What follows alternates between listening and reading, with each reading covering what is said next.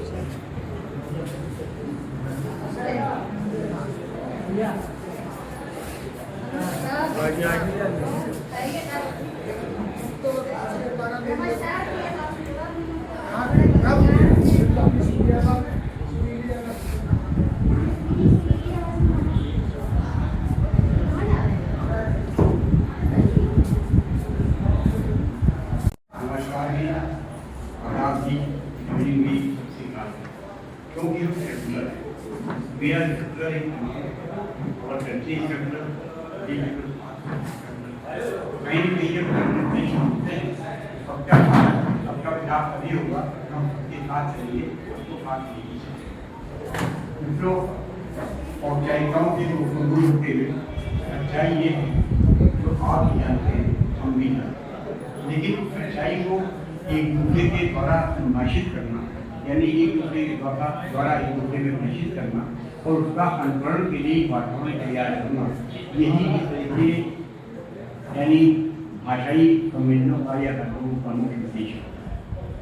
आज हम यहाँ पर एकत्र इसलिए हुए हैं, आज हम यहाँ पे इकट्ठे इसलिए हुए हैं, क्यों कलेक्ट हुए हैं, इन सब के पीछे एक मूल उद्देश्य है। गंगा पिता की चीजें हैं बहुत अच्छे मित्रों। हर बात यह कि लखनऊ एक केंद्र है, ये मरकज है, ये एक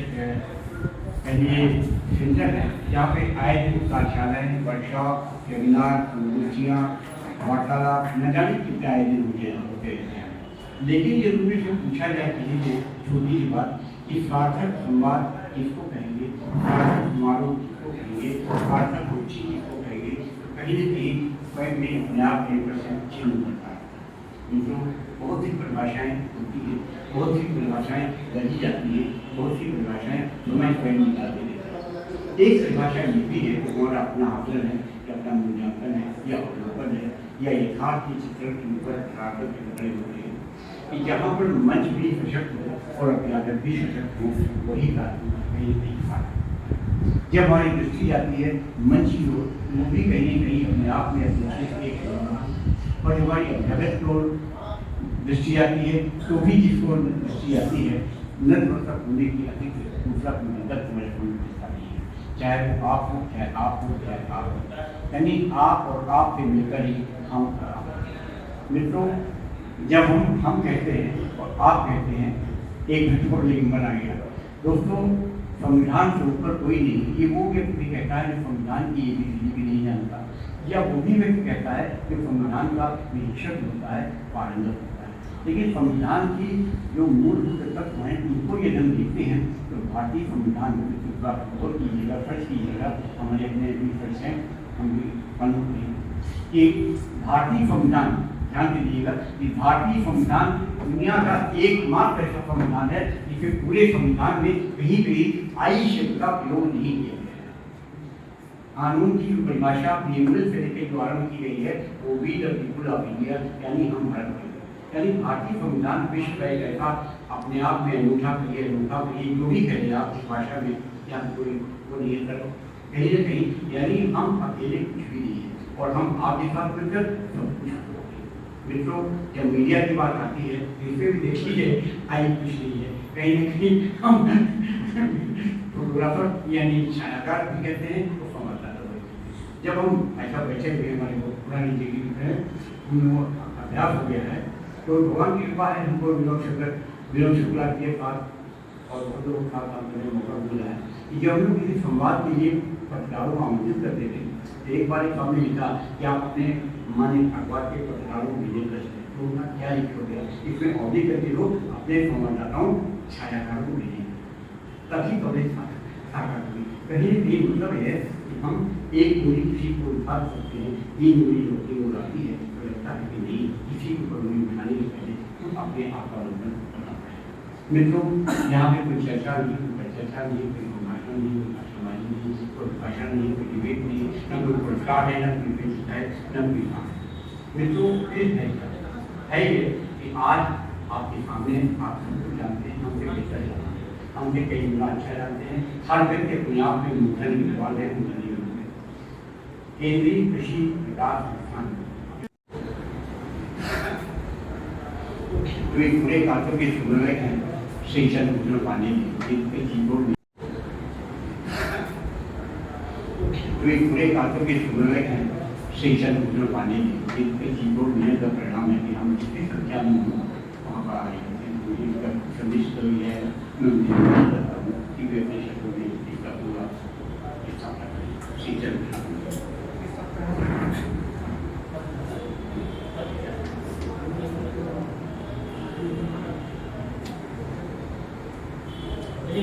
नहीं हमको बताइए क्या नहीं होगा। आप चंद्रभूषण पांडे जी हैं और आप निदेशक केंद्रीय कृषि विकास संस्थान के मंत्री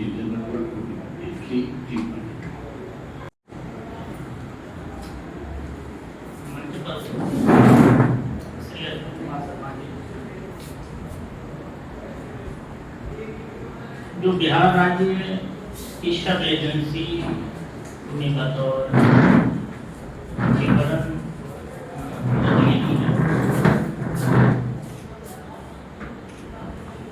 आभार है आपका श्री शैलेंद्र शुक्ल जी जो हमारे बहुत अच्छे सहयोगी। आज का मंच संचालन का भी कार्य आप कर रहे हैं। चंद्रभूषण पांडे, हालांकि जब भी आपने नाम लिया तो उनके माध्यम से काफी लोग प्रमित हुए, क्योंकि कई ऐसे नाम यहाँ इस नाम के मिलते हैं कि जिनकी अपनी बहुत अच्छी चर्चा होती है। मैं बतौर 2016 में आपके राज्य में उत्तर प्रदेश कृषि विकास संस्थान हुआ करता था, जिसका मैं बतौर निदेशक नॉमिनेट हुआ। उत्तर प्रदेश राज्य में कृषकों की विभिन्न समस्याओं पर हमारे विभिन्न सहयोगियों, मित्रों, ब्यूरोक्रेट्स, बड़े अफसर्स, इन लोगों के माध्यम से एक बहुत बड़ा शोध किया गया। इस शोध को हम पूर्व में कल्पना के रूप में मानते थे कि क्या ऐसा संभव है कि कृषकों की वह समस्या, जबकि हम ये मानते हैं कि कृषकों की जो छोटी छोटी ही समस्या है बट उनके लिए वो बहुत बड़ी समस्या है। इस पर विभिन्न शोध कराया गया। उस शोध के प्रतिफल कुछ बहुत ही विशेष तथ्य सामने आए। उस तथ्यों में एक तथ्य आया कि भाई कृषक जो हम सबका पेट पालता है, हम सब लोगों के लिए सारी व्यवस्था देखता है, वो आत्महत्या क्यों करता है। एक बहुत बड़ा विशेष तथ्य, विशेष प्रश्न हम सब लोगों के सामने आया जो हृदय को विदार देता था।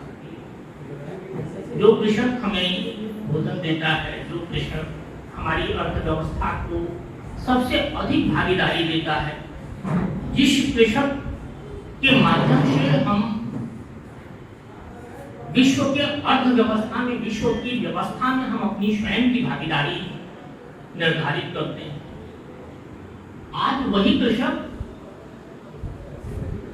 आत्महत्या क्यों करने लगा। यह एक प्रश्न कहीं ना कहीं मन में बहुत विशेष भाव हम सब लोगों के मन में दिया।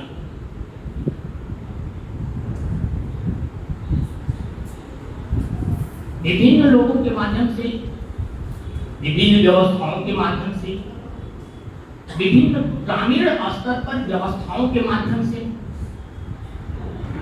हम लोगों ने इसका पूरा प्रयास किया कि इसमें इसके मूल रहस्य को समझा जाए। वास्तविक में इसका मूल रहस्य क्या है, ऐसी क्या व्यवस्था है, ऐसी क्या चीजें हैं, ऐसी कौन सी विषय वस्तु है जिस विषय वस्तु में कृषक आत्महत्या करने पर विवश होता है, मजबूर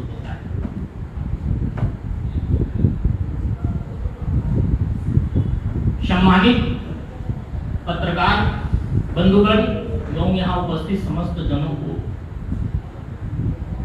यह आश्वस्त करना चाहता हूँ कि यह सारा जितनी भी चीजें शोध की गई वो माननीय भारतवर्ष के यशस्वी प्रधानमंत्री जी के नेतृत्व में की गई।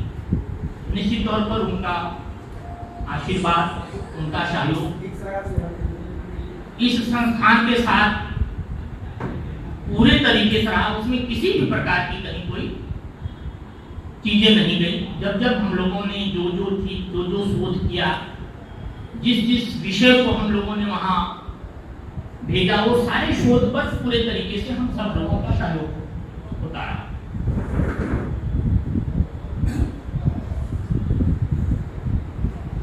उसी शोध के आधार पर यह पता चला कि बैंक से जब वह किसान ऋण लेता है तो उस ऋण की व्यवस्था में कुछ विशेष कमियों को हम लोगों ने देखा, जो हम लोगों को परिलक्षित भी हुआ। उसका फिजिकल वेरिफिकेशन भी हम लोगों ने किया और यह मान लिया गया कि कहीं ना कहीं कृषक की एक समस्या ऋण समस्या है।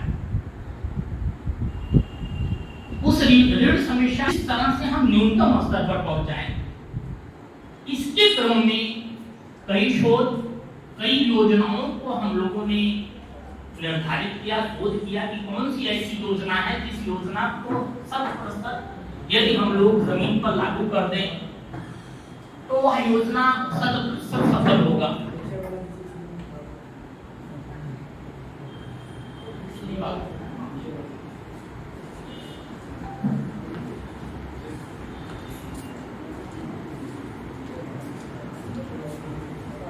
उसी के अंतर्गत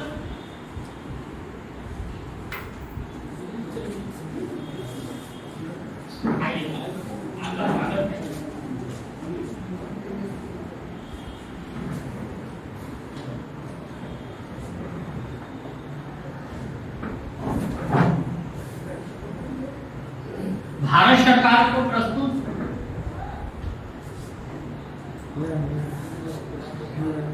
केंद्र सरकार की एक योजना, जिस योजना को संस्थान ने 100% यह माना कि ये एग्रीकल्चर एंड एलाइड सेक्टर को एक बेहतर व्यवस्था में ला सकता है। उस योजना पर संस्थागत सहयोगियों एवं विभागों के विभिन्न सहयोगियों ने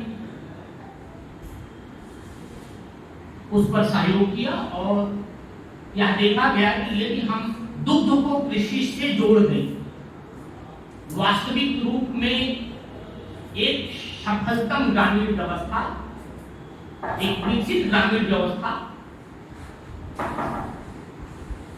संकलित हो जाए।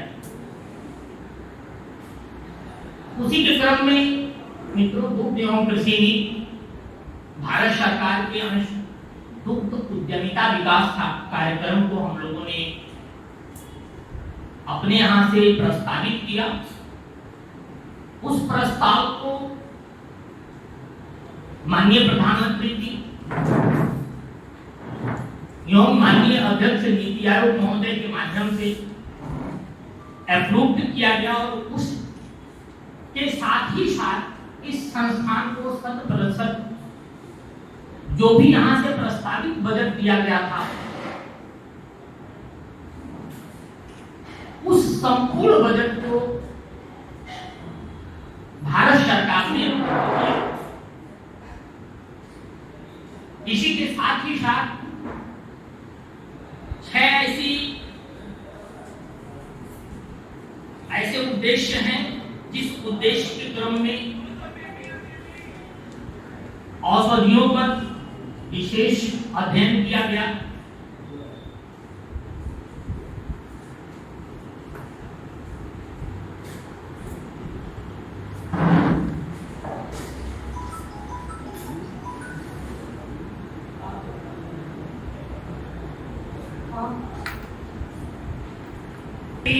ग्रामीण व्यवस्था में यदि हम औषधीय व्यवस्था को शामिल कर दें तो इससे ग्रामीण रोजगार, स्वरोजगार कहीं न कहीं शामिल किया जा सके। इसी के क्रम में औषधीय कृषि उत्पाद योजना जो आयुष मंत्रालय भारत सरकार के अंश के क्रम में है, जो वेबसाइट पर उपलब्ध है, उसके क्रम में 140 औषधियों को शामिल किया गया। उन औषधियों को शामिल करते हुए औषधीय कृषि उत्पाद योजना एवं कार्यक्रम का निर्धारण किया गया और माननीय उत्तर प्रदेश के मुख्यमंत्री महोदय के माध्यम से उसका अप्रूवल हुआ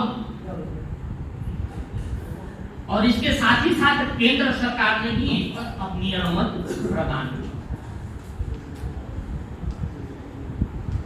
इस तरह से किसानों को हम अधिक से अधिक कैसे सशक्त करें, किसानों को उनकी विभिन्न समस्याएं जिसके कारण उनको विभिन्न प्रकार की क्षति उठानी पड़ती है,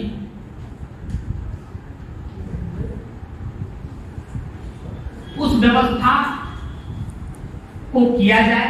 इस तरह के उद्देश्यों के साथ केंद्रीय कृषि विकास संस्थान, जो कि पूर्व नाम पूरी व्यवस्था उत्तर प्रदेश कृषि विकास संस्थान रहा, जो एफिलिएटेड रही आपके कृषि विभाग उत्तर प्रदेश, पुनः इसको केंद्र में भेजा गया और केंद्र ने इसकी सहमति जताई कि हाँ ठीक है, यह योजना पूरे देश के लिए शामिल किया जा सकता है और यह एक अंतरराष्ट्रीय व्यवस्था में अपनी अच्छी उपलब्धता उपस्थित सुनिश्चित करा सकती है।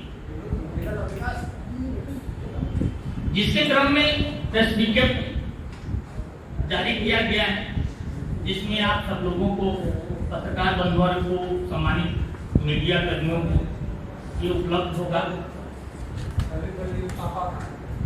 इसके साथ ही साथ एक और घोषणा हम करना चाह रहे हैं।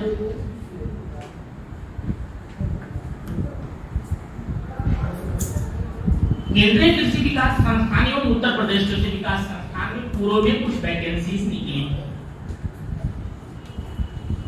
जो वैकेंसी कोरोना आदि कारणों से अभी हम लोगों ने उस पर पूरे तरीके से कार्रवाई नहीं करा। जिस वैकेंसी को हम लोगों के द्वारा, संस्थान के द्वारा उत्तर प्रदेश राज्य सरकार के सहयोग से इसी वित्तीय वर्ष में जितने भी विज्ञप्ति इसमें प्रकाशित की गई थी, जितने भी विज्ञप्ति हम लोगों ने जारी किया था, संस्थान ने जितनी भी विज्ञप्ति को दिया था और जितने भी संस्थान को प्रार्थना पत्र आवेदन प्राप्त हुए हैं, उन समस्त विज्ञापनों का, विज्ञप्तियों का इसी वित्तीय वर्ष में हम लोगों द्वारा परीक्षा करा दिया जाएगा। परीक्षा कराने के साथ ही साथ हम प्रयास करेंगे कि हम कार्य आवंटन भी इसी वित्तीय वर्ष में जितने भी हमारे पास अभ्यर्थी होंगे उनको जीरो करप्शन बेस्ड पॉलिसी, एक ऐसी पॉलिसी है जिसमें भ्रष्टाचार आदि शिकायत के मामलों में सीधे बर्खास्तगी होती है, किसी भी प्रकार के निलंबन की कार्रवाई नहीं होती है। हाँ, सब तो स्लिप है, कई चीजें यहाँ देखी गई हैं। कुछ लोग अपने कुछ गंदे इरादों से भी शिकायत कर देते हैं, ऐसी कुछ बाध्यता है, उसमें कुछ शर्तें दी गई हैं। उस शर्तों के साथ केंद्रीय कृषि विकास संस्थान इस वित्तीय वर्ष में अपने समस्त विज्ञापनों पर पूरी कार्रवाई करा देगा और उत्तीर्ण अभ्यर्थियों को उन्हें उनका स्थान उपलब्ध कराएगा। इसी के साथ मैं पुनः निवेदन करना चाहूंगा, श्री शैलेंद्र जी, आप मंच का संचालन करें। बहुत बहुत धन्यवाद। हम लोगों को विज्ञापनों की संख्या 2 लाख से ऊपर मिली है। इन समस्त विज्ञापनों को निकाला गया था और समस्त विज्ञापनों की नियुक्ति एवं उससे संबंधित समस्त प्रक्रियाओं को इसी वित्तीय वर्ष में हो जाता है। ये सवाल ही नहीं था हमारा। केंद्रीय कृषि विकास संस्थान ये एनजीओ नहीं, नॉन गवर्नमेंटल ऑर्गेनाइजेशन नहीं, आप गवर्नमेंट नहीं है। एकदम आप गवर्नमेंट नहीं है, नहीं तो आपके साथ कोई पीसीएस अफसर या आईपीएस अफसर बैठा होगा। नहीं, निश्चित आप एक एनजीओ है जिसने भारत सरकार से पंजीकरण किया होगा, यूपी सरकार से भी पंजीकरण किया होगा। नहीं, पंजीकरण के लिए हम लोगों ने आवेदन किया था। अच्छा, चलिए आप बताइए तो आप क्या है? हम बता रहे हैं ऑटोनॉमस बॉडी को किया गया है। ऑटोनॉमस बॉडी तो सब है। एनजीओ मतलब नॉन गवर्नमेंटल ऑर्गेनाइजेशन दो प्रकार के, या तो गवर्नमेंटल ऑर्गेनाइजेशन या नॉन गवर्नमेंटल। गवर्नमेंट ऑर्गेनाइजेशन ये सरकारी संस्थान है। सरकारी सरकारी संस्थान में तो कोई शासक होगा, कोई आईएएस होगा, कोई पीसीएस होगा, कोई बाबू होगा, कोई सेक्रेटरी होगा। हाँ, ये निश्चित तौर पे ये सारे आपके साथ तो कोई व्यक्ति नहीं है सब लोग। अभी इसका गठन बहुत ही कम समय में हुआ है। इसकी सारी व्यवस्थाएं, प्रशासनिक व्यवस्थाएं की जा रही है। गठन बहुत कम समय में हुआ, युक्तियां निकाल दी, आपने आवेदन मांग लिया, आवेदन आ गए। निश्चित तौर पर जो अभी आपने कहा कि जैसे हमने कहा कि विकास संस्थान था, एफिलिएटेड था, एफिलिएटेड अलग वर्ड, नहीं संबद्ध उसी को किया जाता है। संबद्ध वर्ड अलग है। संबद्ध तो सारे प्राइवेट स्कूल किसी बोर्ड से होते हैं, उसकी दिक्कत नहीं है। नहीं, संबद्धता जो है हम लोगों की आपकी संबद्धता प्राइवेट शक नहीं है, जी, लेकिन आप अपने गवर्नमेंट बॉडी बता रहे हैं इस पर शक नहीं, गवर्नमेंट अपने शक नहीं होना चाहिए।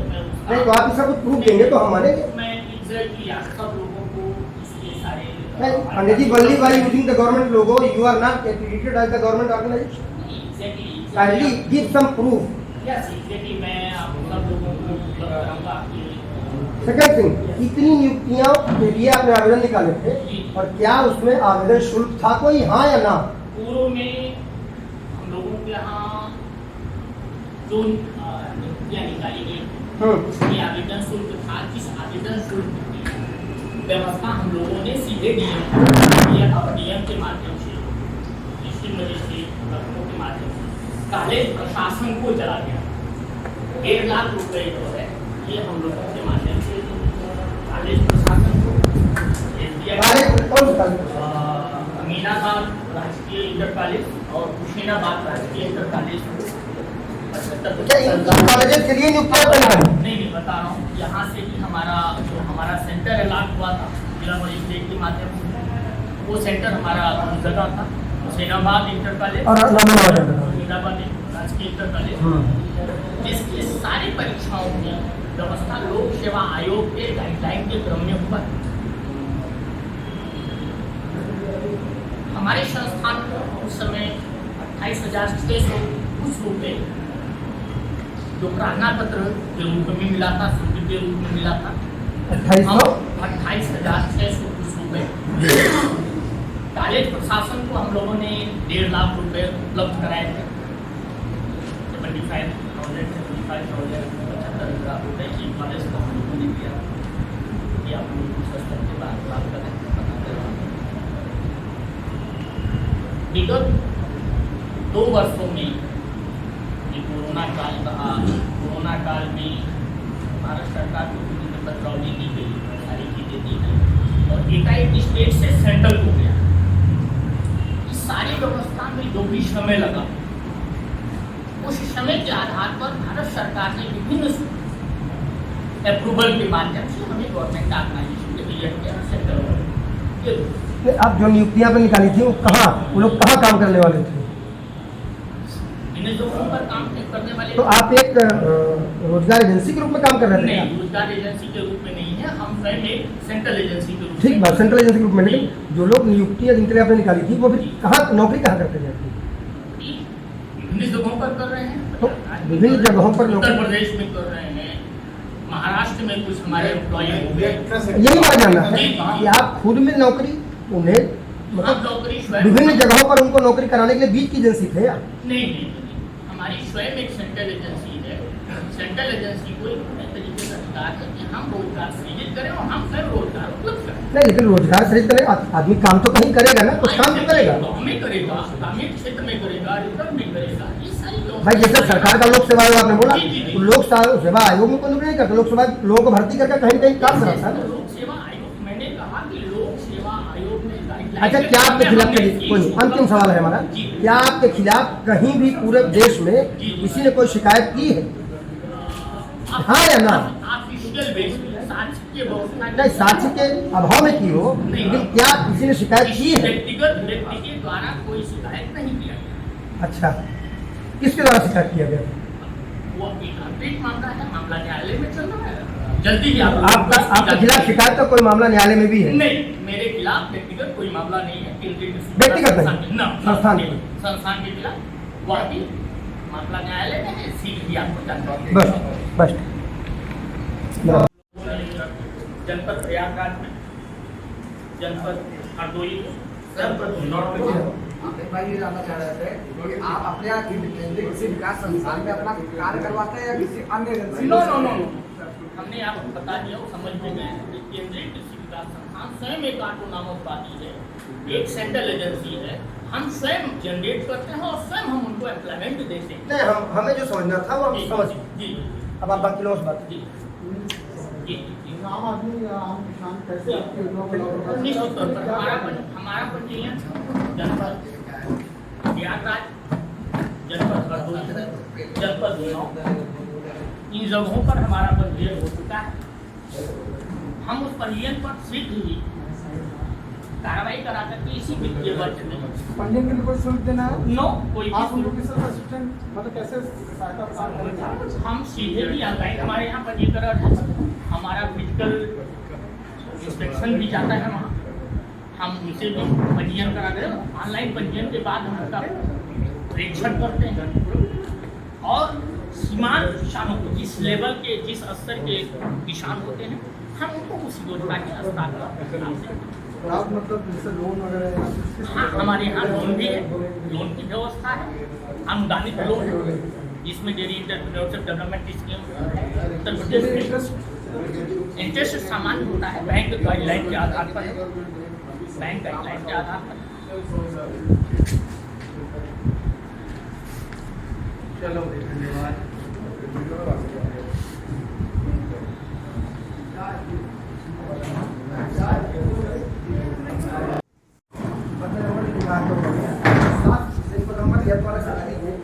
अगर कुछ भेजेंगे व्हाट्सएप पे तो आपका नंबर ही साथ में होगा, भेज किसको देंगे?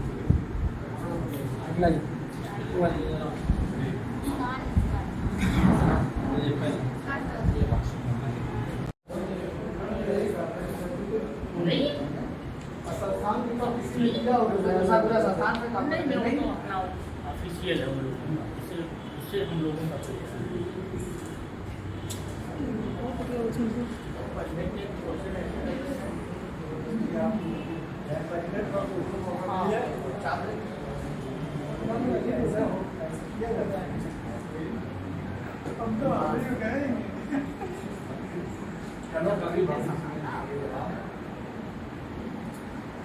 जवाब दे रहे हैं अजय मिश्रा होता है ऐसे हो भी बोल रहे थे, 4 आदमी बैठा के मैंने बोल दिया किसानों को ठीक कर देंगे, उसका जवाब दे रहे हैं सही सब नहीं, कभी भी जोश में होश नहीं होना चाहिए। हमारा बिजली लगा हुआ भाई साहब से विश्वास नहीं, 10 साल जा रहे हैं, हम शासन मानता था सरकार है, हमको पता ना क्या चीज़ का आप और हम स्टेट न्यूज़ कांग्रेस दूसरा फैलाएगा, कांग्रेस दूसरा फैलाएगा, उत्तर प्रदेश जो है प्रमुख शिशु मंत्री होंगे, हम यहाँ तीनों लोगों को मांगने जाते हैं। हम स्टेट न्यूज़ वो उसका सदस्य मैं तो वही तो इसको इंडिया के तीनों लोग मांगना चाहते हैं, सूचना गाड़ी खोलो तो सूचना वाली 16 नंबर सूचना 17 हमारा 18 फुटका उत्तर प्रदेश में कहीं दे पहचान नहीं बनाती, कंप्यूटर डालो सूचना कार्ड दिला के कहीं दूसरा विरोधी पार्टी अंग्रेज में सीट पर जा रहे हैं, वो सरकार को नहीं आज्ञा देना पड़ेगा, सरकार मानती है कोई लोग फायदा हमको ऊपर देंगे।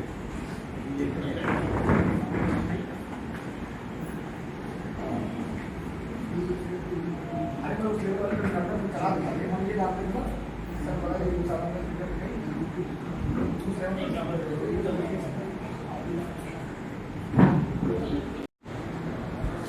मुझे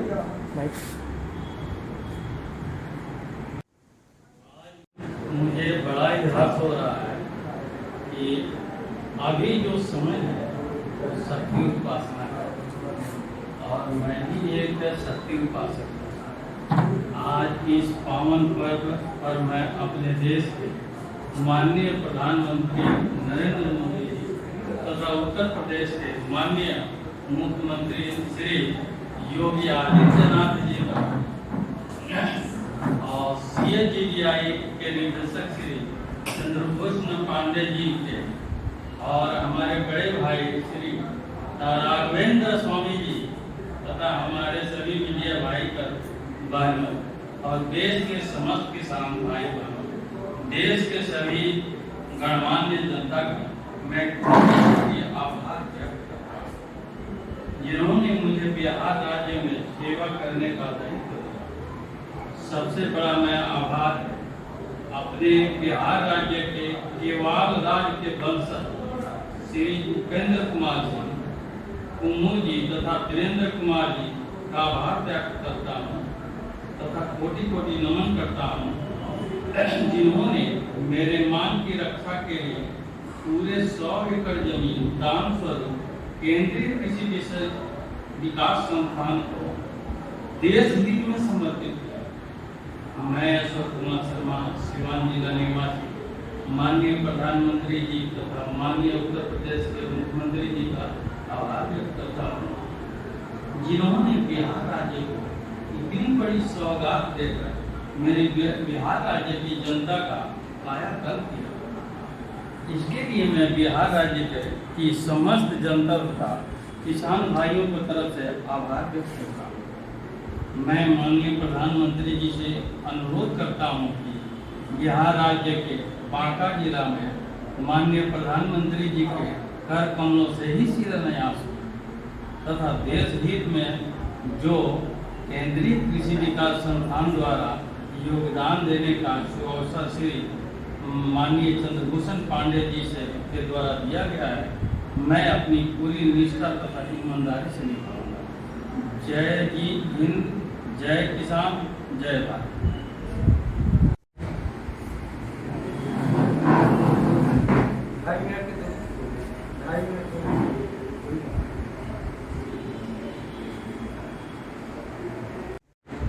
5 घोषणाएं हैं जिसमें एक नंबर में बांका जिला के 100 एकड़ जमीन में प्रथम जो है घोषणा शामिल है। उसके लिए माननीय प्रधानमंत्री जी का आगमन का अनुरोध करता हूँ और श्री माननीय हमारे चंद्रभूषण पांडे जी का आभार व्यक्त करता हूँ।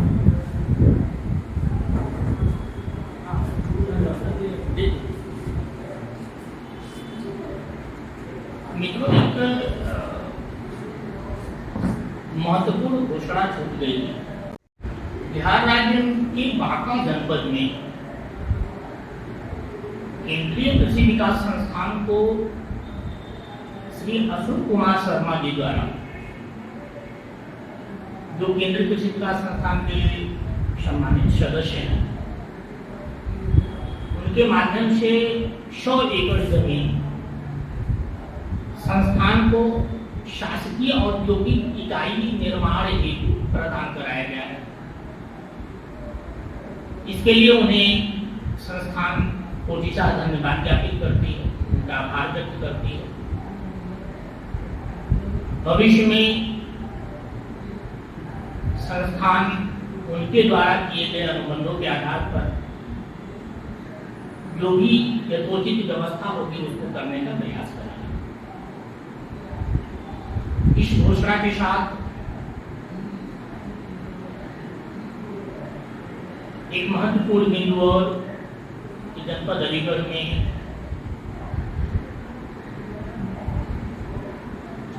जनपद स्तरीय व्यवस्था, जनपद स्तरीय औद्योगिक इकाई और प्रशासनिक इकाई दोनों का निर्माण प्रस्तावित है। इसका शीघ्र ही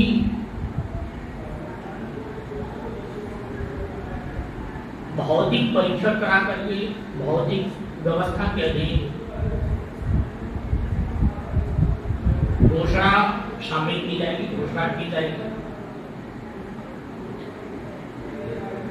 इसी के साथ मैं श्री शर्मा जी को आदरणीय मंच पर पधारे श्री स्वामी राघवेंद्र दास जी को धन्यवाद ज्ञापित करता हूँ कि वो यहाँ आए और अपना कीमती समय दिए। इसी के साथ साथ मैं अपने वाणी को विराम दे रहा हूँ। बहुत बहुत धन्यवाद। देखिए, अभी ये विषय आता है कि वास्तविक में इतनी बड़ी योजना बिना अर्थ के, बिना वित्त के होगी कैसे।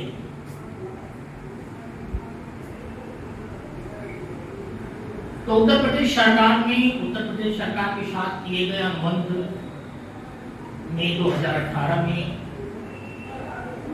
संस्थान ने 183 करोड़ का एमओयू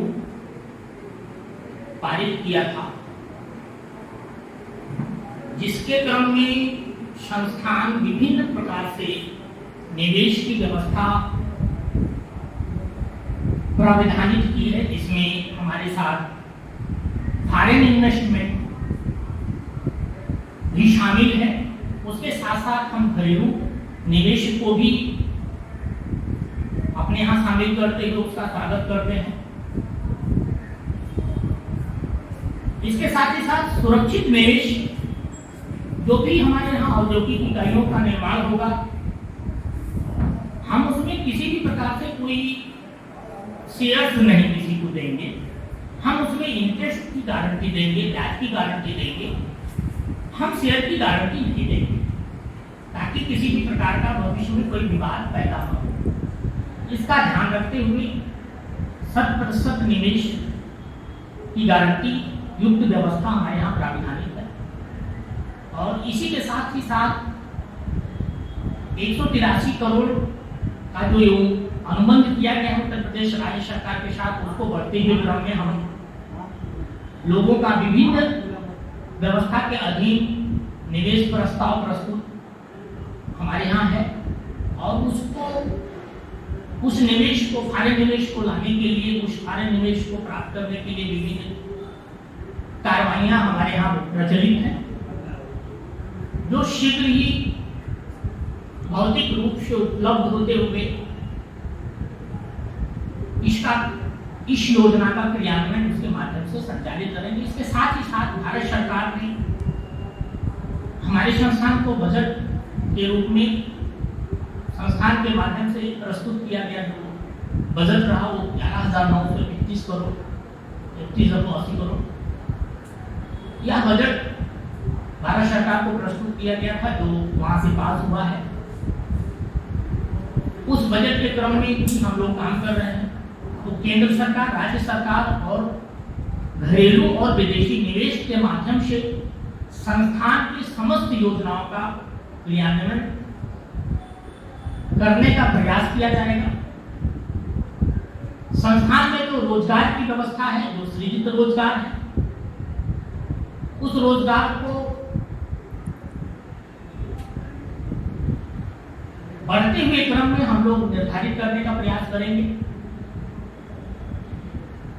हम यह भी प्रयास करेंगे कि एक अच्छी नींव रख दी जाए, एक अच्छी व्यवस्था बन जाए।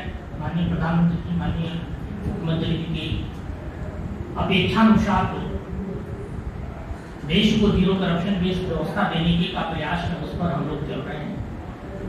प्रयास हम लोगों का यही होगा कि हम समस्त योजनाओं को 100% जीरो करप्शन बेस्ड पॉलिसी के तहत हम लोग इसका क्रियान्वयन करें और कराएं। यह संस्थान का पूरा प्रयास है। इसमें आप सब लोगों का हमें सहयोग अपेक्षित है। आपका सहयोग मिलेगा निश्चित तौर पर हम सब इस योजना को संपूर्ण कराने का भरसक पूरा कोशिश किया जाएगा। बहुत बहुत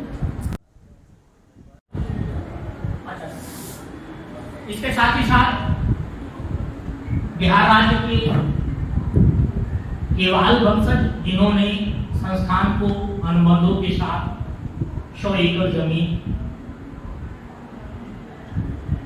प्रदान किया है, उनको भी धन्यवाद ज्ञापित करता हूं।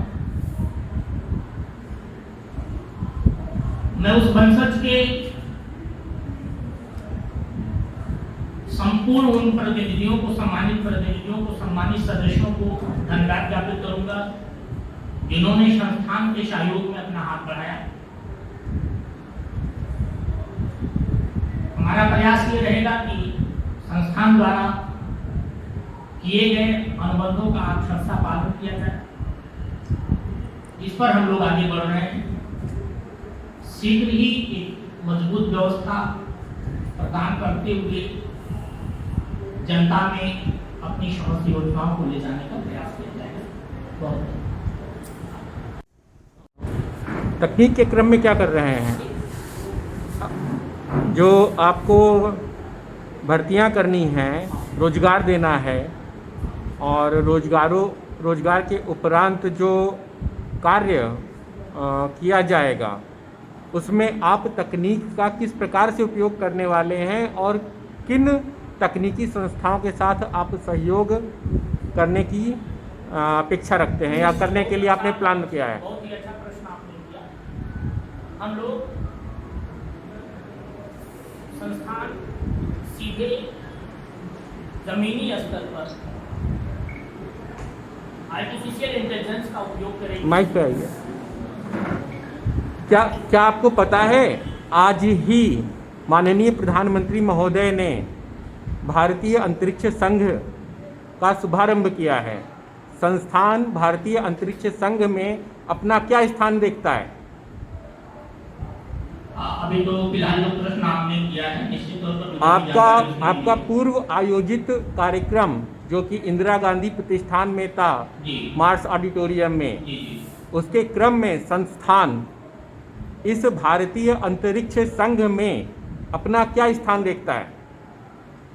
संस्थान पूरे तरीके से अंतर्राष्ट्रीय व्यवस्था के अंतर्राष्ट्रीय मानकों का काम कर रहा है। संस्थान निश्चित तौर पर प्रयास करेगा कि माननीय प्रधानमंत्री जी की अपेक्षानुसार देश को हम एक विकसित राष्ट्र में, विकसित श्रेणी के अंतर्गत हम जो भी हमारी अपनी योजनाएं हैं उसके क्रम में हम लोग ले जाने का प्रयास करें। हमारा प्रयास होगा कि अगर वह उस संघ को इस स्तर से व्यवस्था मिले, संस्थान को मिले उसी स्तर से व्यवस्था मिले, उसी स्तर से इसको संस्थागत सहयोग के साथ साथ जन सहयोग भी प्राप्त हो, और जन सहयोग प्राप्त होने के उपरांत जन भागीदारी के सहयोग के साथ साथ संस्थागत व्यवस्थाएं मजबूत। आज अंतर्राष्ट्रीय गर्ल चाइल्ड डे है। संस्थान इस वर्ग के लिए क्या अपने आप को, अपनी योजनाओं को किस प्रकार से नियमित करता है? प्रयास किया जाएगा कि इस बाल दिवस पर, अंतर्राष्ट्रीय गर्ल चाइल्ड डे, गर्ल बालिका दिवस, अंतर्राष्ट्रीय बालिका दिवस है। अंतर्राष्ट्रीय बालिका दिवस पर प्रयास संस्थान का ही होगा कि हम ऐसे बालिकाओं का, जिनके माता पिता बहुत कमजोर हैं, जिनके माता पिता के पास कोई घर नहीं है, कोई व्यवस्था नहीं है, वो नहीं है, उनको हम ग्रेड स्कीम के तहत ला करके हम उन बालिकाओं के भविष्य को सुरक्षित करने का प्रयास करें।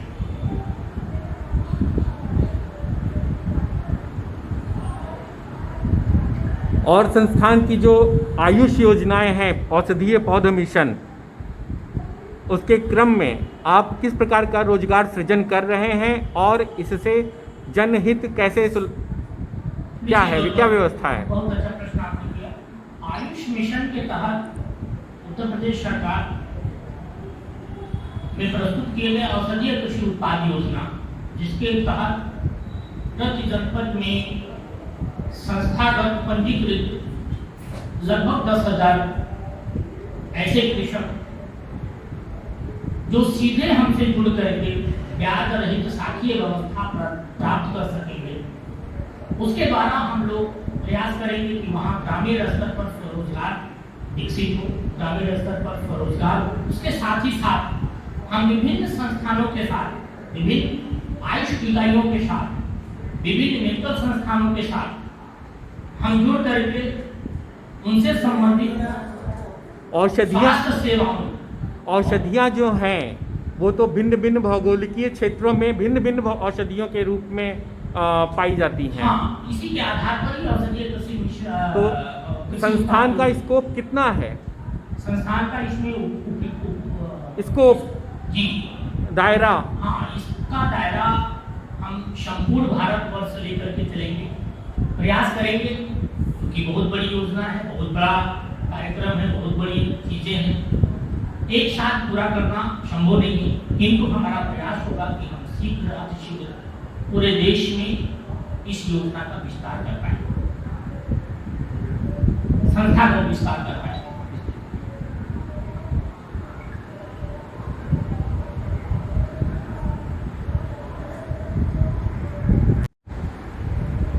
आप उत्तर प्रदेश कृषि विकास संस्थान जो कि एक छोटे से कमरे में प्रारंभ हुआ रायबरेली रोड पर, और जिसके जो सरकारी साक्ष्य हैं वह किसी को भी हतप्रभ करने के लिए पर्याप्त हैं। लोग इसे सभी रूपों में देख सकते हैं, जिन जिन रूपों में देखना चाहें, जिस संस्था के रूप में इसे देखना चाहें उस संस्था के रूप में इसे देखा जा सकता है। ऐसी इसकी सुपर पोजीशन स्टेप दे दी गई है। तो इसकी जो यह अति विस्मयकारी यात्रा जो है, जो किसी भी स्थापित उद्यम के लिए ऐतिहासिक है, अद्वितीय है। कोई और ऐसा इतिहास में कोई और उद्यम इस प्रकार से स्थापना के चरणों को नहीं पा सकता। तो आपका ये जो चरण है, आपका जो ये यात्रा है, जो यूपी प्रेस क्लब में आज आपको प्रकाशित कर रही है, आपका जो प्रकाश स्वरूप जो दिख रहा है, इस स्वरूप के बारे में, ये स्वरूप पाने में आपने जो 6 वर्ष की अनंत यात्रा की है, उसको आप संक्षेप में अगर प्रस्तुत करें तो अच्छा है। निश्चित तौर पर आभार कि आप इतना गहन अध्ययन कर चुके हैं संस्थान के मूल स्वरूप को लेकर। बहुत ही धन्यवाद ज्ञापित करता हूँ आपने इतना आंतरिक तौर पर बहुत ही आपने गहन शोध किया, अध्ययन किया। इस ऐतिहासिक प्राप्ति को आप इसके मूल शोध, इस मूल शोध में किसी भी प्रकार की कोई विस्मयकारी व्यवस्था नहीं शामिल की। जो भी लिखा गया, जो भी प्रस्ताव प्रस्तुत किया गया, समस्त प्रस्तावों का भौतिक सत्यापन पर्यंत प्रस्ताव को प्रस्तावित किया गया। क्या इसे इस क्रम में जन सामान्य को प्रस्तुत किया जा सकता है, जिससे कोई भी यह समझ सके कि सरकारी तंत्रों से किस प्रकार से हमें संवाद करना है कि एक भ्रष्टाचार रहित व्यवस्था को अपनाते हुए वह भी इस प्रकार के उद्यम के प्रति उद्यमशील हो सके? निश्चित तौर पर वही हम लोगों ने अभी विभिन्न हमारे मीडिया, सामाजिक मीडिया महोदयों के माध्यम से ये चीज प्रस्तुत किया जाता है। उसमें यही बता रहा हूँ, हम लोग इसी वित्तीय वर्ष में इसको भौतिक तरीके से, भौतिक उपलब्धता सिद्ध करेंगे, जो कि आप सब लोगों के समक्ष विभिन्न माध्यमों से प्रस्तुत किया जाएगा। और लोगों तक यह पहुंच शीघ्र ही होगा कि हाँ, हमें जो भी संस्थागत व्यवस्थाएं शामिल की गई हैं वह 100% हम तक सही तरीके से, सही ढंग से पहुंचेंगे। इसका मैं आपको विश्वास दिलाता हूं। आपका जो विश्वास है वह अन्य जन जब उसको संवैधानिक कसौटियों पर भ्रमित स्थिति में अपने को पाता है, आपके इस विश्वास को, तो वह आप आज इस प्रेस क्लब में किन शब्दों में या किस प्रकार से व्यक्त करेंगे कि उसको संवैधानिक पुष्टि हो? निश्चित तौर पर हम लोगों प्रेस संविधान का एक स्तंभ है। निश्चित तौर पर आपने जो कहा उसकी पुष्टि हर जगह अच्छा बुरा शंका आशंका ये सब चीज लगा रहता है। संस्थान द्वारा शीघ्र ही संस्थागत व्यवस्था प्रस्तुत किया जाए कि जिसके माध्यमों से इस प्रकार के भ्रम से लोगों को निजात मिलेगा, और वह सारा चीज संस्थान करके बताना पसंद करती है, वह भौतिक तरीके से कर देती है। उसके बाद क्या आप समझते हैं कि आज की इस प्रेस कॉन्फ्रेंस को माननीय मुख्यमंत्री उत्तर प्रदेश और माननीय प्रधानमंत्री भारत सरकार द्वारा पुष्टि किया जाए कि हाँ, चंद्रभूषण पांडे निदेशक केंद्रीय कृषि विकास संस्थान की इंदिरा गांधी प्रतिष्ठान में आयोजित मार्स ऑडिटोरियम में आयोजित समारोह के क्रम में जो भी घोषणाएं की गई हैं उनके भौतिक धरातल पर क्रियान्वयन हेतु दोनों सरकारों के इंजन पूर्ण रूप से तत्काल आज 11 अक्टूबर से लग चुके हैं और इनके क्रियान्वयन में संदेह नहीं है, यह प्रकाशित है। मुझे लगता है कि जहाँ तक आपने इस संदर्भ में बात किया कि माननीय मुख्यमंत्री जी माननीय प्रधानमंत्री जी इस चीज को किस तरह से अवलोकन करते हैं, उनका अपना विषय नहीं है। हम लोगों की परिधि से बाहर नहीं, यह परिधि एक मिनट यह कौन सी परिधि में वो लोग बैठे हुए हैं, क्या दिखाई नहीं दे रहा है? किंतु मैं आपको विश्वास दिलाता हूँ कि उत्तर प्रदेश शासन में नहीं, कौन सी स्याही है जो पढ़ी नहीं जा रही है? कौन सा परिधि है जो पहुंचने से बाहर हो गया है? वही आपको बताना चाह रहा हूँ। शीघ्र ही उत्तर प्रदेश सरकार द्वारा जिला प्रशासन को आदेशित किया गया है कि संस्थान से संबंधित समग्र व्यवस्थाओं को जनपद स्तरीय जिला प्रशासन के व्यवस्था के क्रम में इसको किया जाए, और उसमें हमें पूरा सहयोग भी मिल रहा है। इसमें किसी भी प्रकार का कोई संदेह नहीं किया जा सकता।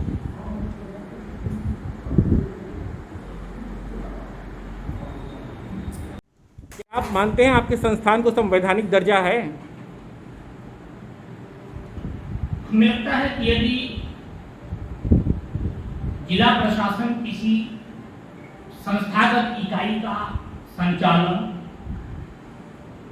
अनुमोदन और क्रियान्वयन ये करती है तो यह तब तक नहीं हो सकता है जब तक उसको उस तरह के दर्जे न प्राप्त हो। हमें लगता है, हाँ, आपके शब्दों में मैं हाँ कर सकता हूं कि निश्चित तौर पर यदि संवैधानिक दर्जा न मिला होता तो हमें जिला प्रशासन मदद नहीं पहुंचा पाता।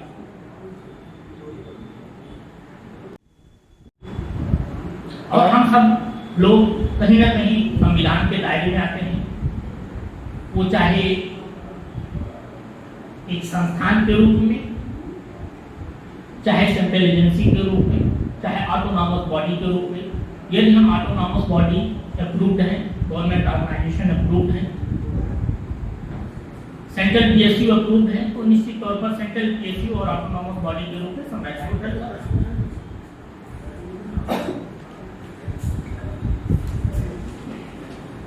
धन्यवाद।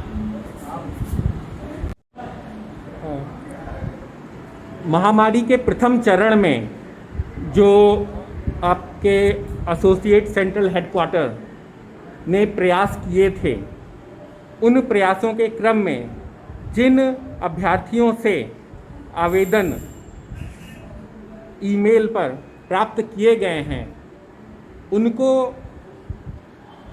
संस्थान किस रूप में और किस क्रम में, क्योंकि अब यह काफ़ी ज़्यादा समय हो चुका है, 2 साल का समय हो चुका है, उनमें से कितने अभ्यर्थियों ने 2-2 लहर झेली हुई हैं, वो अब रिवर्ट करने की स्थिति में होंगे या नहीं होंगे, या किसी अन्य कार्य में लग चुके होंगे, या उस समय जब संस्थान ने उन अभ्यर्थियों को सूचित किया था, उनसे आवेदन लिया था, जिस क्रम में आवेदन लिया था, और आज पोस्ट कोविड युग में 2 लहर बीतने के बाद और लगभग 100 करोड़ टीकाकरण के उपरांत जो संभावनाएं बनी हैं, इनके क्रम में क्या आपको लगता है कि संस्थान उसी आवेदन को फिर से आवेदन निकाले, जिससे कि जो युवा हैं वह संस्थान के विषय में बिना किसी संशय के अपने आवेदन को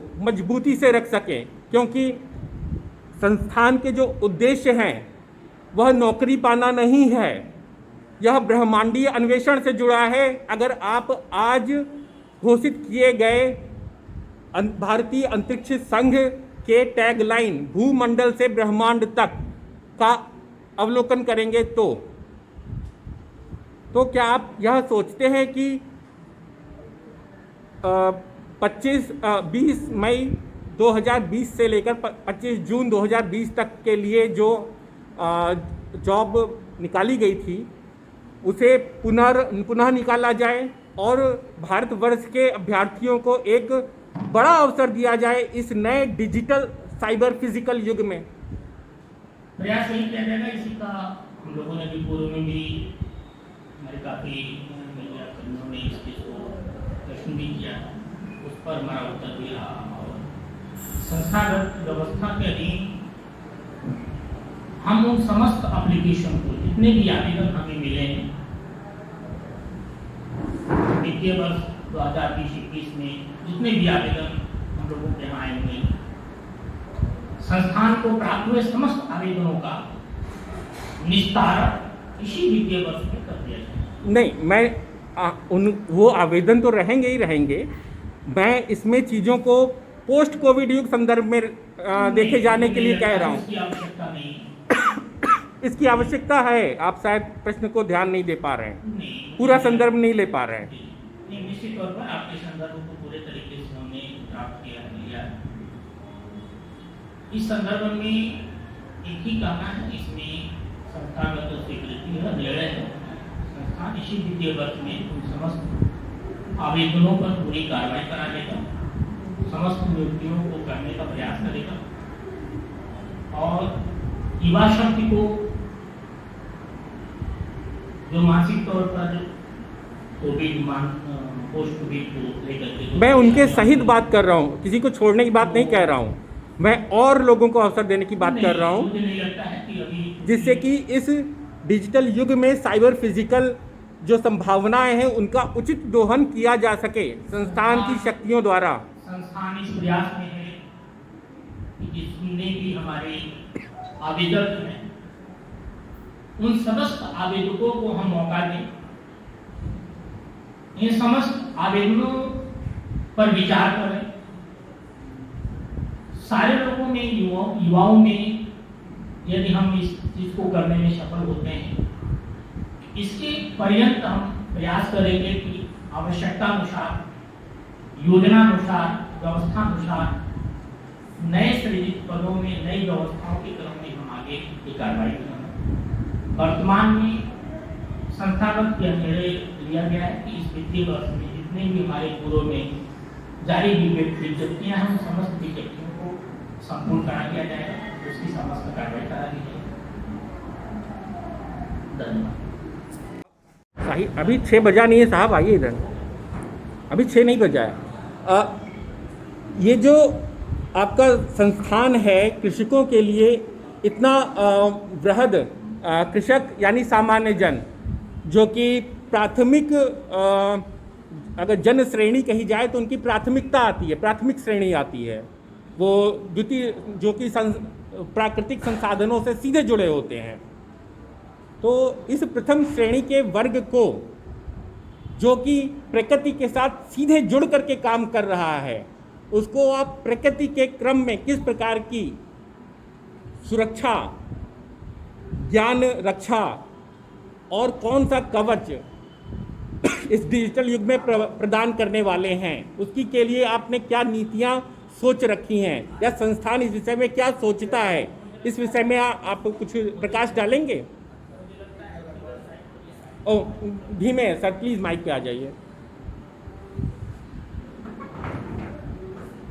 क्योंकि यह प्रथम जन से संबंधित तथ्य है और हम किस प्रकार से उनको, उनके ज्ञान का संवर्धन कर रहे हैं, उनको उनके धरातल पर सभी सुविधाओं को उनको चिन्हित करने में हम किस प्रकार से उनका सहयोग प्रदान कर रहे हैं संस्थान की उपलब्धियों के क्रम में? संस्थान द्वारा उन समस्त कृषकों को जो हमारे यहाँ पंजीकृत हैं, पहले तो हम उनके ज्ञान के संवर्धन में प्रयासरत हैं कि पहले तो वो उन सारी चीज़ों को जानने की जिस क्रम में वो काम करने जा रहे हैं। हमें लगता है काफ़ी कुछ जानकारी हमारी वेबसाइट पर प्राप्त की जा सकती है। उसके माध्यम से किस तरह से कृषकों को सील मिलेगा, कवच मिलेगा। हम लोगों का प्रयास है कि पहले तो उनका ज्ञान संवर्धित किया जाए, ज्ञान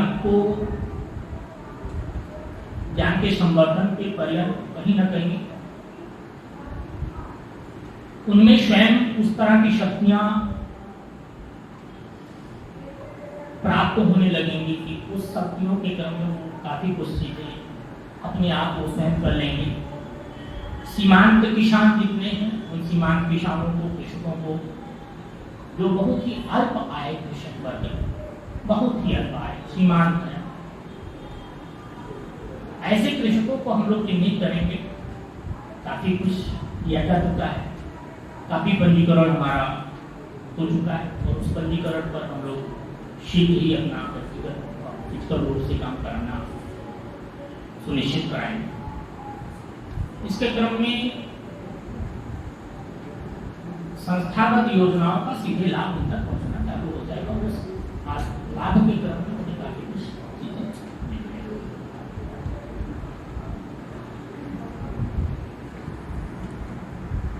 धन्यवाद सर जी। बहुत आप इसी के साथ ही मंच का समापन